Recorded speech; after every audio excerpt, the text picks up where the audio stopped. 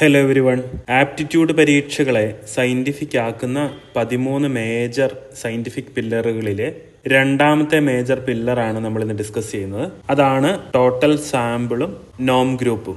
Total sample എന്ന് പറഞ്ഞു കഴിഞ്ഞാൽ ഒരു ആപ്റ്റിറ്റ്യൂഡ് ടെസ്റ്റ് ഏതാണ്ട് എത്ര പേരിൽ നിന്ന് ഡാറ്റ കളക്ട് ചെയ്തിട്ടുണ്ടാകും എന്നുള്ളതിന്റെ ഒരു കാൽക്കുലേഷനാണ് ടോട്ടൽ സാമ്പിളിൽ വരിക.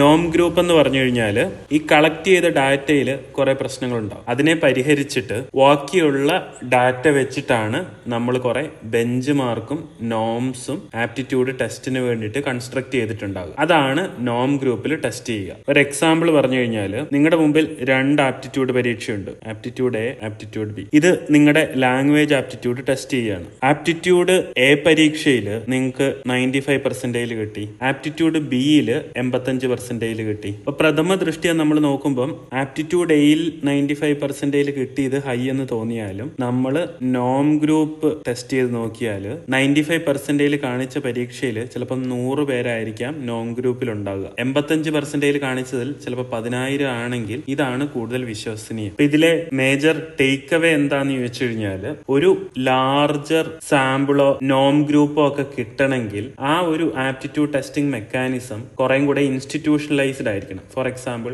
ഗവൺമെന്റുകൾക്ക് ഇത്രയും മാസീവായിട്ട് ഒരു സാധനം നടത്താൻ പറ്റും, അല്ലെങ്കിൽ വളരെ ഫേമസ് ആയിട്ടുള്ള ഇൻസ്റ്റിറ്റ്യൂട്ട്സ് ലൈക്ക് ETS ഇത്രയും മാസീവായിട്ടുള്ള ഡാറ്റയോ സാമ്പിളോ ഒക്കെ കളക്ട് ചെയ്യണമെങ്കിൽ അതിനൊരു ഇൻസ്റ്റിറ്റ്യൂഷണൽ സ്ട്രക്ചർ ഉണ്ടായിരിക്കണം. 2, അതിനൊരു സയന്റിഫിക് ആയിട്ടുള്ള സ്ട്രക്ചർ വേണം. എങ്ങനെ ഈ നോംസ് കൺസ്ട്രക്ട് ചെയ്യുന്നു, എങ്ങനെ ഡാറ്റ കളക്ട് ചെയ്യുന്നു എന്നുള്ളൊരു കാര്യങ്ങൾ. മൂന്നാമതായിട്ട് വളരെ ഫണ്ടമെന്റൽ ആയിട്ടുള്ള ഒരു കാര്യം എന്ന് വെച്ച് കഴിഞ്ഞാൽ ഈ ഡാറ്റ റിപ്പീറ്റഡ് ആയിട്ടുള്ള ടെസ്റ്റിങ്ങിലൂടെ പോകേണ്ട ഒരു കാര്യമാണ്. ഇപ്പൊ നമ്പർ ഓഫ് ഇയേഴ്സ് വളരെ ക്രിട്ടിക്കൽ ആയിട്ടുള്ള ഒരു കാര്യമാണ്. അപ്പൊ നിങ്ങൾ എപ്പോഴും ശ്രദ്ധിക്കുക, 1 മാസം 5 മാസം കൊണ്ടൊക്കെ ഒരാൾ ആപ്റ്റിറ്റ്യൂഡ് ടെസ്റ്റുകൾ കൺസ്ട്രക്ട് ചെയ്തു, അതിൽ നിന്ന് നിങ്ങൾക്ക് സയന്റിഫിക് ആയിട്ടുള്ള ഉത്തരങ്ങൾ കിട്ടും എന്ന് പറയുന്നത് വളരെ വിശ്വസിക്കാനാവാത്ത ക്ലെയിമുകളാണ്. Thank you so much.